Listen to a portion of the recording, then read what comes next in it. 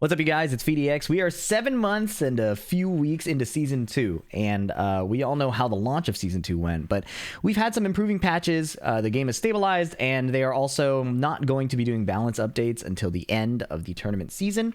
So I figured it's a good time to check in on our low tiers, check in on our characters that have been kind of forgotten or nerfed, and reevaluate and see, are these characters viable? Are they still a threat? If you play these characters, how can you learn from them? And if you play against these characters, how can you deal with not knowing the matchup? Because let's be honest, these characters aren't seen very often.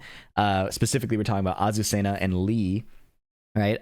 We don't see these characters too often, and I thought this would be a great chance to see how the pros are handling it, because you'll see in these matches, in specifically Edge versus Galgonge, he doesn't know a lot of the Azucena matchup, or he's not really clean at a lot of the punishes. So we'll see how he navigates that, and we'll see how Galgonge pilots the character. It's very, very exciting to see. So 2 matches for you today. First one, this is all from the Super Tournament. We have Edge versus Galgonge. I have some notes below. And then we have Bampo versus Lee Sam. These are the pools matches in Korea, so heavily Korean metagame. And yeah, I have nothing else to say. Let's check out the matches. This is not just any Hwoarang, though. Yeah. Edge is always really exciting to watch because he is such a dynamic player. He's very clearly paying attention to as many things as possible. Galgonge opening up early with the down 4 string. Huge side swap scenario. 1-2 whiff punish on the down forward 2. Galgonge is really sharp on whiff punishment and is willing to play unsafe string mix-ups to really represent all the threats that the character has. And I think that's kind of the low tier story here, is to not box yourself into doing the same mix-ups over and over, or box yourself into the same small set of moves. You're gonna have to lean into more of the kit. We saw Galgonge here. I know that was a quick round. Let me just show you the last few moves. This is important.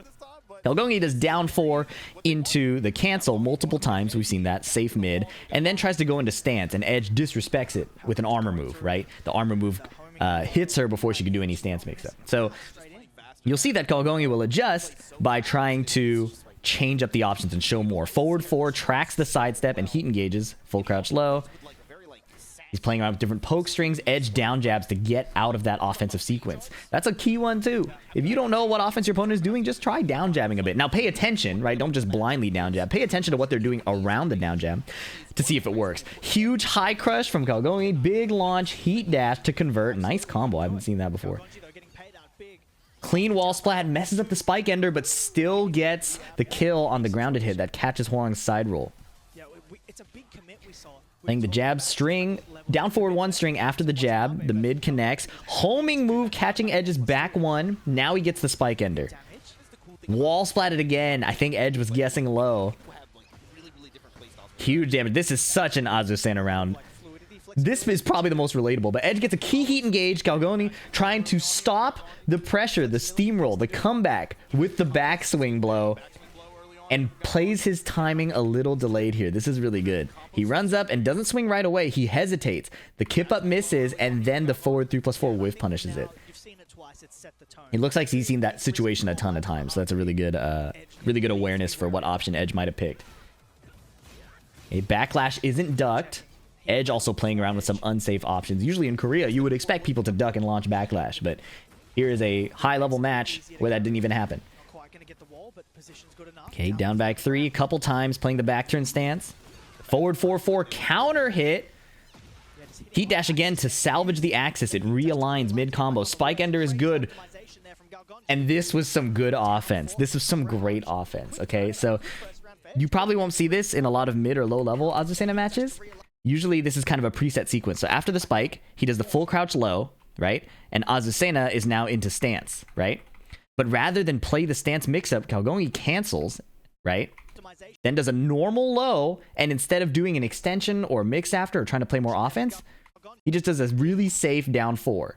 The scariest thing Hwoarang can do here is a counter hit back 4, which is what Edge tried, or he could try like a down forward 2 or a rage art or something, and Galgonge had so much health that as long as it was a quick move that wasn't super open to a big, slower launcher, it was a pretty good choice. Now I want to go back and look at this one Azucena round. This is good to pay attention to as the defender. A lot of things went wrong here, right? And Edge tried to make a play So Galgonge plays jab and then down forward 1-4-2, right? This is a built-in mix-up. He wanted to duck and launch the high, but he stayed too low. All right, he gets caught trying to evade the stance. He tries to get up and duck and gets launched mid, right? So this is a slightly different case because odds are Edge is more familiar with the Azucena matchup than most players on Tekken Online, right? But in this specific case, you can see the downside of trying to make too many reads too early. If you're hard ducking trying to get under the high, if you're hard ducking trying to block the low, every single time, the risk reward isn't always in your favor. Sure, it's a guess, and you do want to make reads now and then. But as you can see, if you're wrong, it can go terribly. So it is possibly in your favor to start by just stand blocking and see if the Azucena player is the type of player to even go low that much. And then you can start to make plays off of that. It's still early in the set. You have a lot of time. You have a lot of HP. Be willing to do less, get data, mash less, get data, and then make plays later. It's important, though, the whole time to be, like, staring at the enemy character model as you're trying to play the set. Maybe you're less focused on winning and just trying to get the information. Here's a cool adjustment Galgonge made. Down forward 1-4, we've seen this string, and instead of doing the ender, she cancels into stance and then plays the low mix-up. So he's changing up his options, too, making it hard for Edge to know when to guess. Edge gets counter hit with the running 3-2. He ducks again. Part of this is because the full crouch low that would be one of the mix-up options there, is launchable. So Edge can get a big comeback if Galgonge tries to push the offense more with the low. So just so you can see it again, this is a key mix-up situation. Azucena gets a spike ender, you have to wake up and guess. Well, you don't have to wake up, but if you wake up, you have to guess. So he eats the low, tech rolls, and then Azucena does this. This is while standing 3, +4 on block, and clearly, as you can see, wall splats. It's mixed up with the low, right? So Edge has guessed the low twice. That's why he's gotten wall splatted twice by it. But that's important to pay attention to. Anyways, back to the second round. Galgonge with a nice lead going into the second game. 4-3. Oh, he doesn't duck the second hit. That's tough. Forward 4-4. Nice duck from Edge and not the best punish. As you can see, a bit of matchup discomfort even at this high level. Another stance cancel. We saw that Edge was respecting these down 4 extensions. So he goes into stance again. Yeah, he disrespected that one time with the power crush, but the overall trend is that he's not respecting it. Beautiful whiff punish from Galgonge.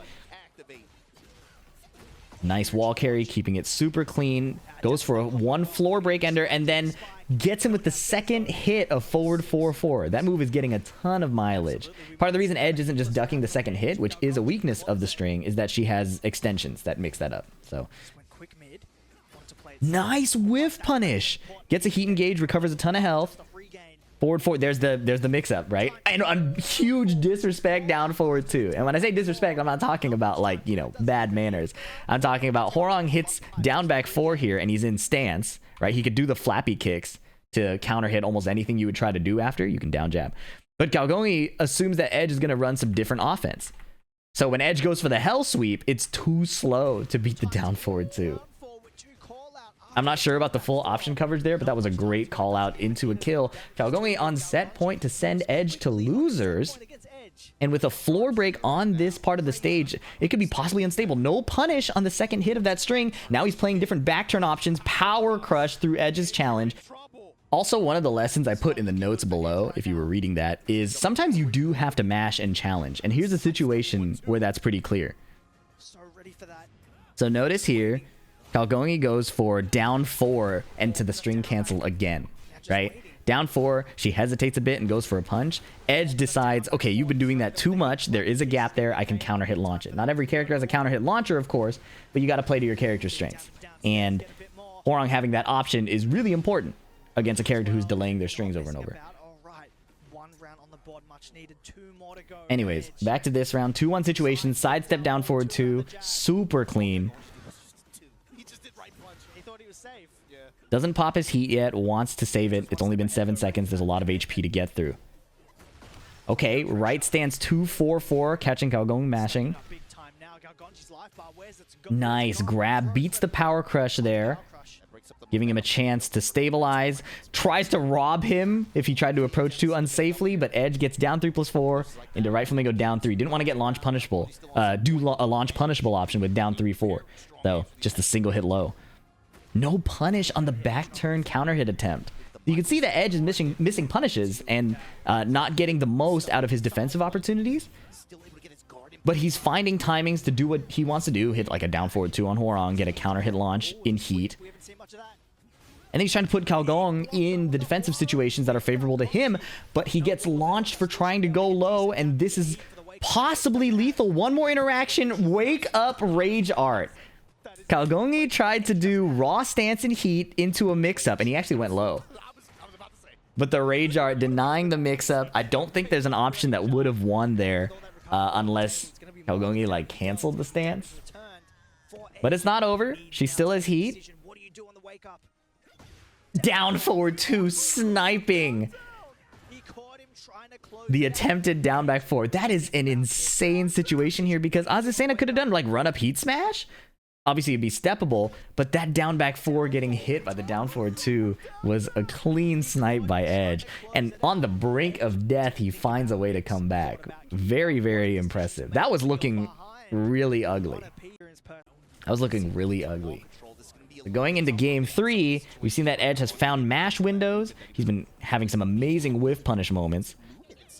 Miss input from the Azucena. That taunt is only gives a launch when she's in heat, so it was definitely a misinput.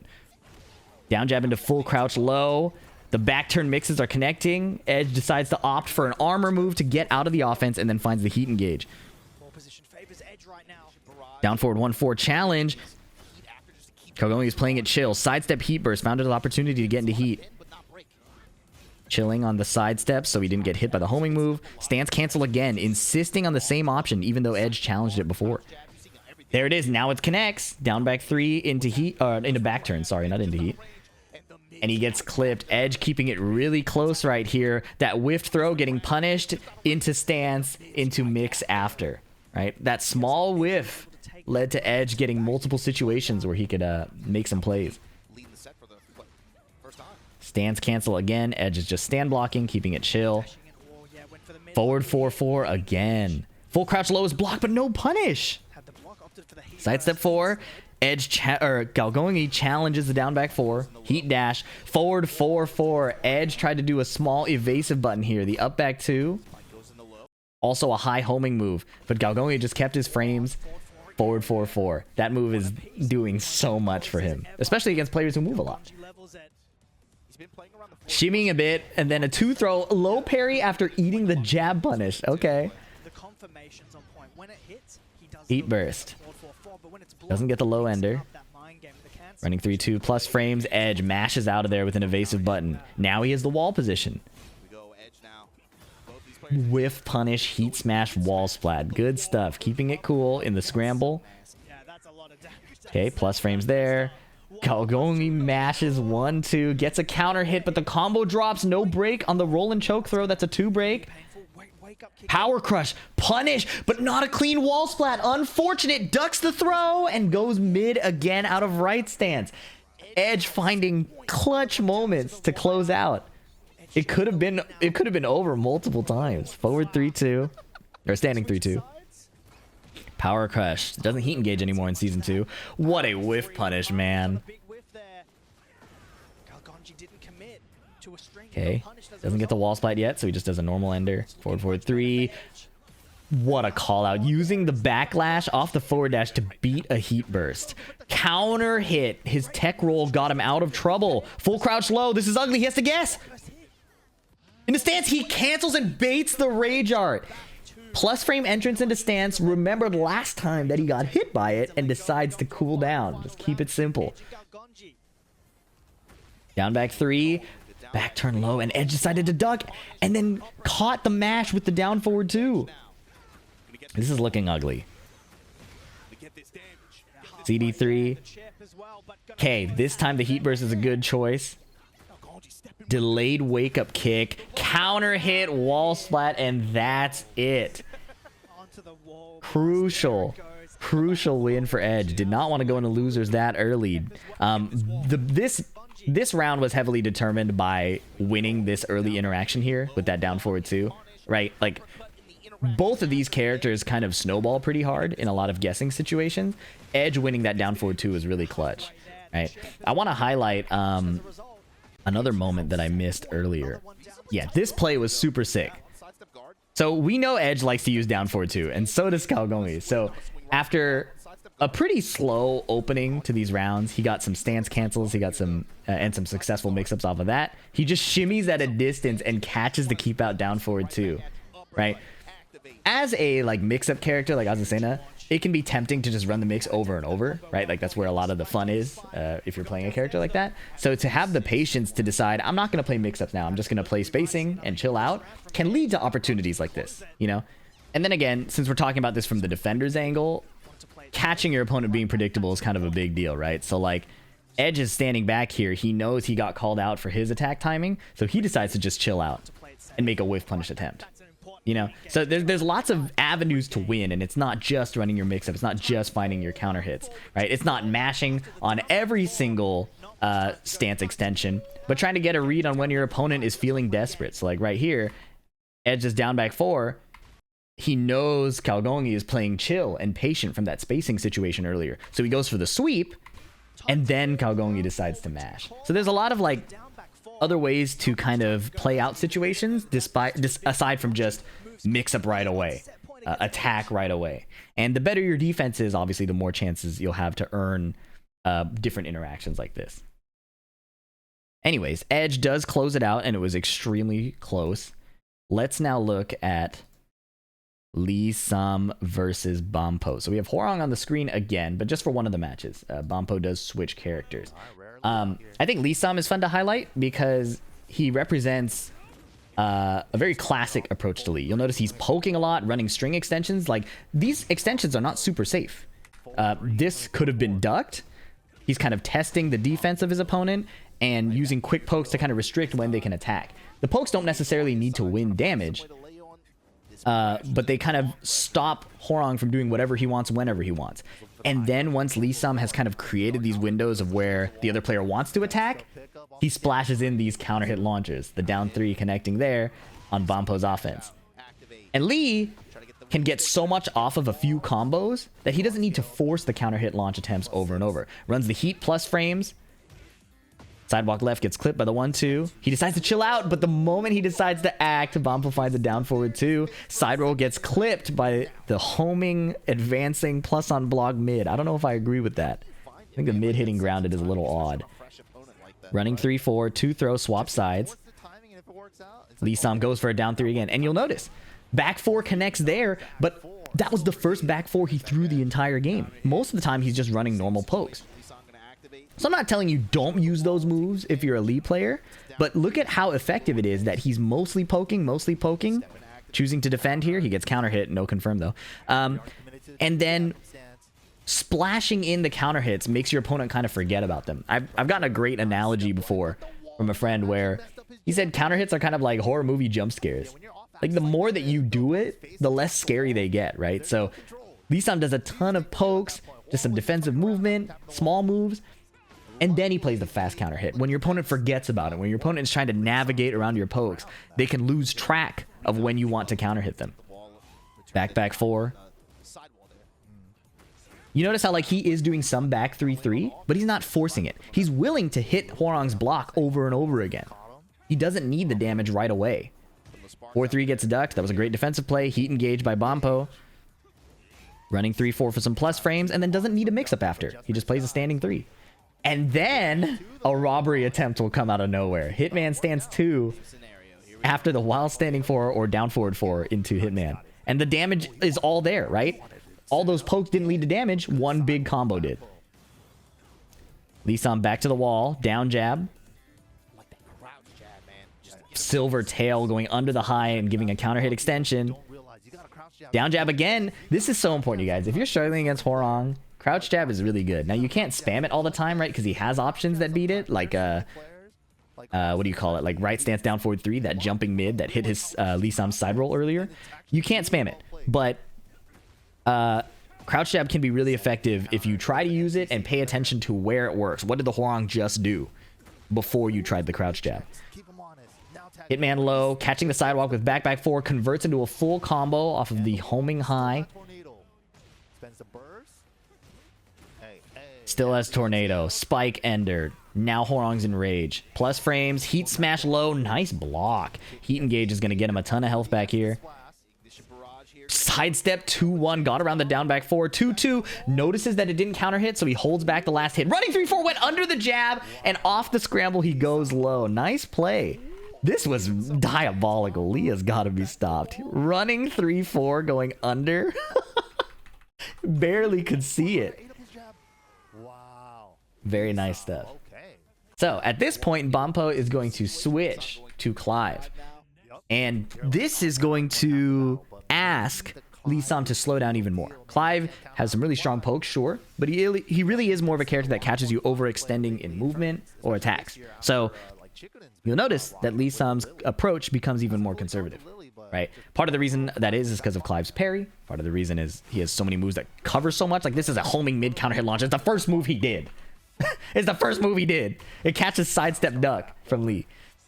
Back 4 whiffs, but then he catches the attempted whiff punish with Hitman 1+2.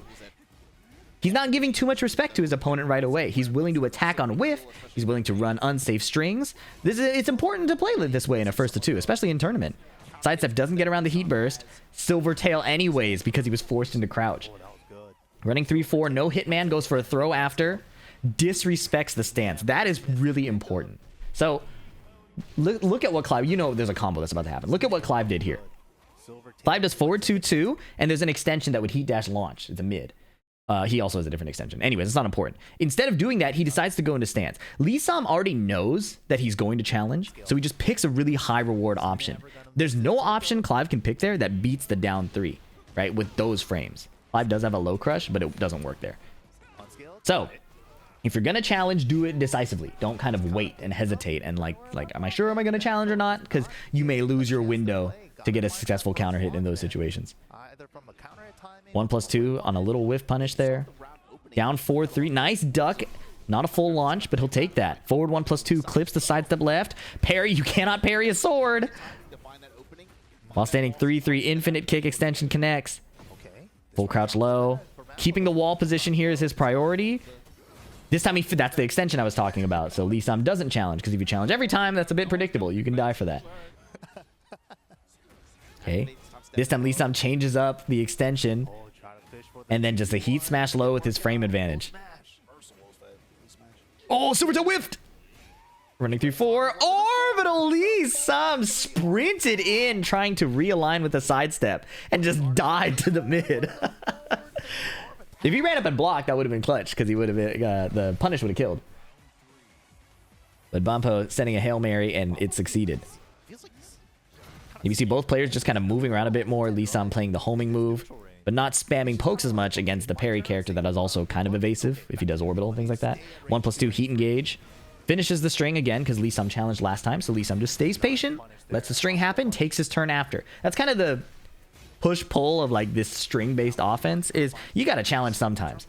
But once you've succeeded with the challenge, you can kind of assume your opponent might try to check you, depending on what level you're at, so you can just chill out. And that's what Lee Sam has done. He challenged early, now he's chilling out and just taking his turn back whenever he gets the chance. Got a little greedy there with a slower 1+2, and Bampo finds a counter hit launch. And this is why you have to play slow against Clive, because when you do get counter hit launched, it's so ugly. There it is again. Forward 1+2 counter hit, not a launch, but an attack throw, 50 damage. More than enough to close that out. Lee Sam might have to adjust his approach. Finishes another string. Safe mid, or safe high mid. Why not? Safe mid extension again. Tries to sidestep. Can't get around it. Nice duck. Low parry. Catching Bampo's down jab. Burst just to make sure he gets the wall. Has to do a different ender because he already used tornado. Poking the legs. 1+2 again. Hitman pressure is beaten by the heat burst.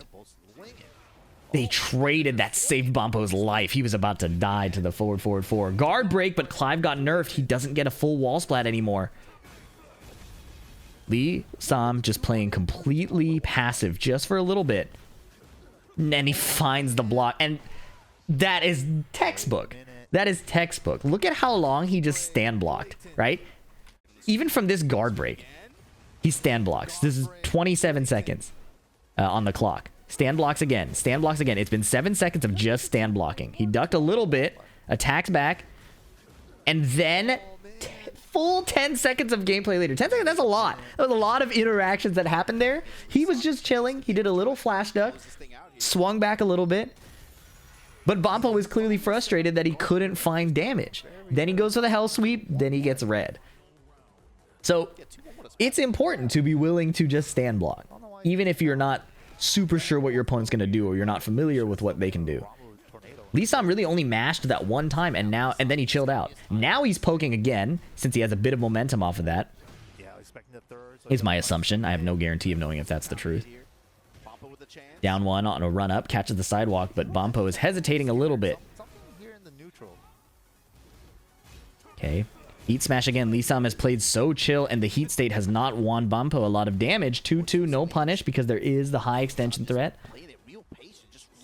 Nice block. Oh, no launch. Tragic. Now Lee Sam's in heat. This is ugly. 4-2. Back 3-3. Breaks the throw. Good stuff. No challenge this time. Heat smash trades, and he can convert with back 3-3 to kill. All right. Good stuff from Lee Sam. So we just saw two people succeed. Two high-level Korean players succeed with characters you don't see as often in tournament. And sure, these are pools matches, but Bampo clearly showed he knew what he was doing in some situations, and Edge is no slouch. Galgonge didn't end up winning, but he was constantly on the verge of closing out, if not for Edge being extremely clutch, right? Like, look at how close this was to being over. Edge is making a great comeback here, but in this final round, or in this final round of the second game, Galgonge makes a fantastic play to get the huge lead.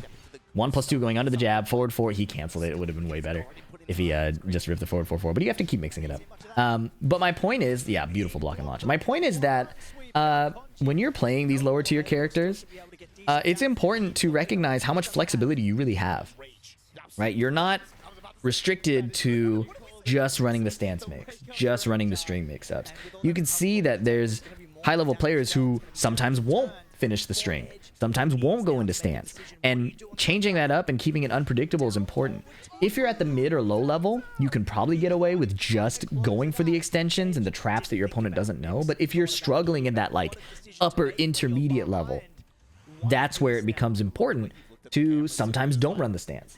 If they're always blocking your low, don't give them the low or the mid. Just stop and then try something later. If you're getting mashed on all the time, do the unsafe string. Like, you can see at the highest level of Korean play in the Super tournament, they're using unsafe string extensions. They're testing the knowledge of players like Edge, who Edge is known for preparing like Batman against matchups that he's ready for, and he's still getting tested. So it's really important in your blue rank or purple rank or Tekken King matches to test your opponent's knowledge too. It's a very real part of the game. And the more you experiment, the more flexible you'll get as a result. And then Lee Sam, of course, doing an awesome job of being willing to play the different flavors of Lee. Whether it's the big counter hit buttons, whether it's the small poke style. It's important to kind of be able to pilot your character in multiple ways. So, I've said this before, but I wanted some matches to kind of back it up. I think low tier characters in Tekken 8 are still very strong, right? This is a debate for a separate video. I don't even think Lee is that low tier. But Azucena specifically, you can see how strong she is in a 1-2. And even though Lee is not well represented, you can see that he clearly has huge strength. A counter hit launching low that evades a lot is pretty good. And even if he's not winning damage through oppressive mix-ups that often, you can see how he's succeeding, right? So, if you play a low-tier character or you're interested in one, I think you can stay the course. There's still a lot you can learn. And if you're fighting against these characters, watch these matches back. Notice where the opponents decide to mash and where they decide to not mash. And pay attention in your matches too, when your mashes work, when they don't work, and you can slowly build up character knowledge that way without necessarily labbing every single interaction. hopefully that helped. Hopefully you enjoyed this video. Let me know in the comments if you do. If you want to see this kind of analysis in like real time, you can check out my stream on Twitch. Still pretty active there, and we both play games and talk about situations like this after those. It also gets a bit unhinged, as you may know if you watch my second channel. That's all I got for you today. Like and subscribe if you want to see more. Catch you in the next one. Peace.